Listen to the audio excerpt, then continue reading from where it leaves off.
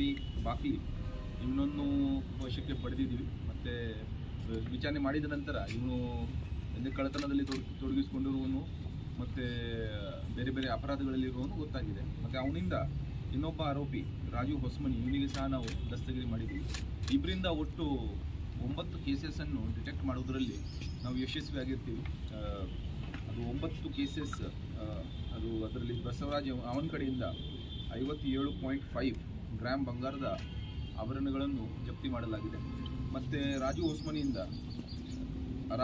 ಮತ್ತು ಇಬ್ಬರು ಸೇರಿ ಒಟ್ಟು 666 ಗ್ರಾಮ್ ಬಂಗಾರದ ಆಭರಣಗಳು ಮತ್ತು 190 ಗ್ರಾಮ್ ಬೆಳ್ಳಿ ಆಭರಣಗಳು, 21,000 ರೊಕ್ಕ ಹಣ, ಒಟ್ಟು ಸೇರಿ 42,30,000 ಅಷ್ಟು ಬೆಲೆ ಬಾಳುವ ಸ್ವತ್ತುಗಳನ್ನು ವಶಪಡಿಸುವುದರಲ್ಲಿ ನಮ್ಮವರು ಪೊಲೀಸ್ ಗೋಲ್ಗುಂಬ ಚಾರ್ಲಿ ನೇತೃತ್ವದಲ್ಲಿ, ಗೋಲ್ಗುಂಬ ಸರ್ಕಲ್ ಇನ್ಸ್ಪೆಕ್ಟರ್ ನೇತೃತ್ವದಲ್ಲಿ ಇರುವಂಥ ತಂಡ ಯಶಸ್ವಿಯಾಗಿರ್ತಾರೆ. ಇದರಲ್ಲಿ ಬಹಳ ಒಳ್ಳೆಯ ಕೆಲಸ ಮಾಡಿದ್ದಾರೆ.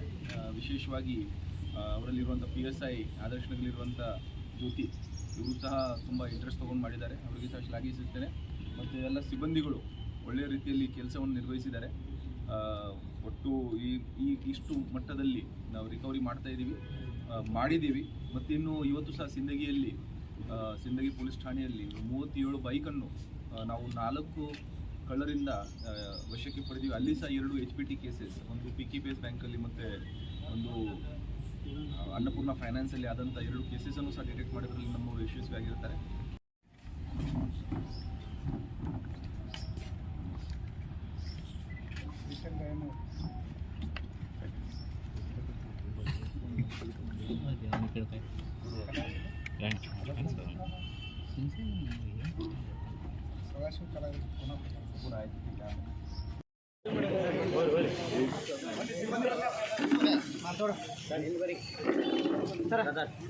हाँ सर